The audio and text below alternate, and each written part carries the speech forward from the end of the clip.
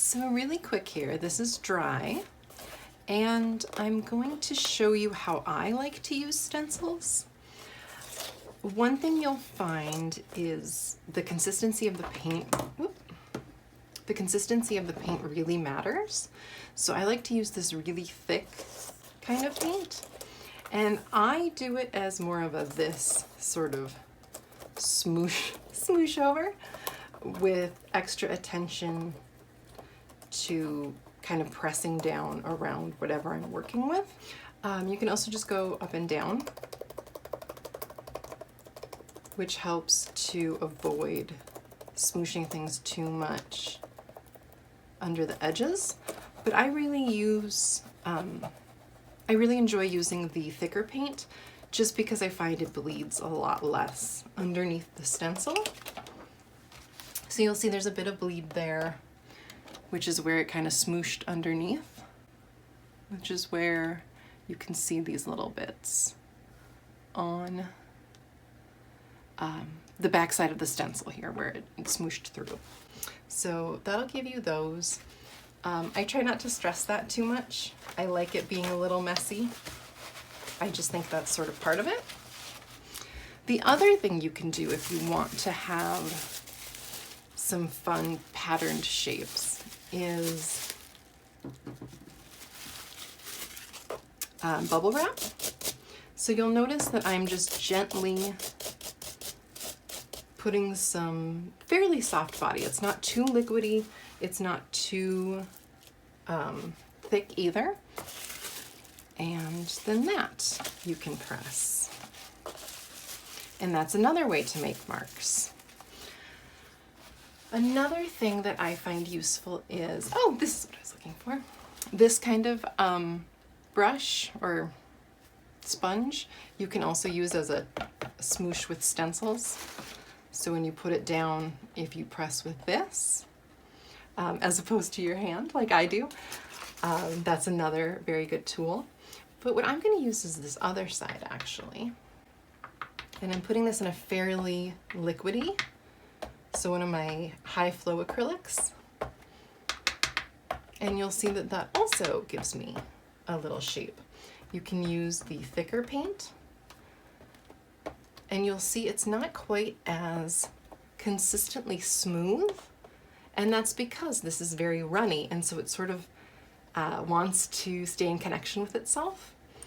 Where the thicker paint, if you kind of twist it a little bit, that will give you a more full circle. Otherwise, just pressing it down might not be enough to give you the full circle. With this, you'll notice as well the very liquidy paint when I bring in just some water here, having them kind of touch those edges. You'll see it really wants to blend and mix and play with that. Where with this, let me start with a clean brush here. This you'll notice when it touches.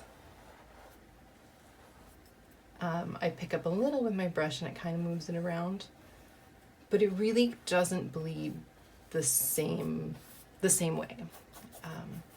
And that's just, again, because it's a much thicker paint. But since it's still wet, if I want, I can pick it up with my brush, move it around, and even let these mix some. As these dry, yeah, that kind of works. So you'll notice, even though I spread around the paint, there's still this bit of the circle you can see. And that's because some of that has already adhered to the canvas and kind of dried, but not all of it. So the part that hasn't dried will still move and blend with the other colors, but the part that has dried will stay and leave that strong circle shape.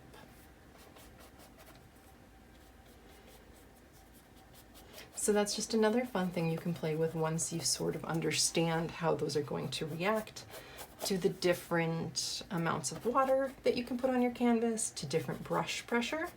If I wanted to press really, really hard here, you'll see it will actually pick up and move some of that just off of the canvas completely. I'm bringing in some matte medium here, and you'll notice how it almost, kind of pick this up with paper towel, and you'll see how it almost kind of erased those circles. Obviously it's not as clean as the yellow in other parts here, but you know, that is a way of also removing things if something happens that you don't really like.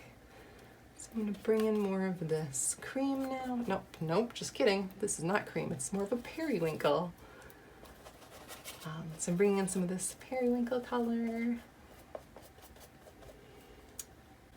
And yeah, we're just gonna let that dry again. I just wanted to show you a bit about some other mark making options that I find useful when I get stuck or when I'm just kind of looking for something else to bring in some inspiration.